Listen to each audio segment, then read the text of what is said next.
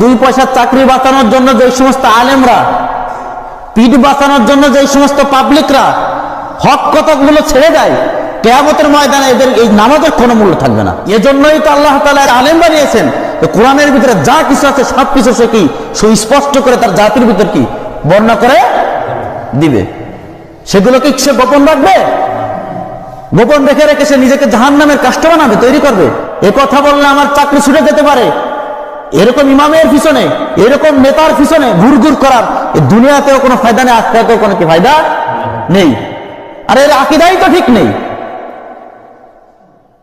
এর আকীদাই তো ঠিক নেই। যার আকীদা ঠিক নেই তার আমল কোথায়?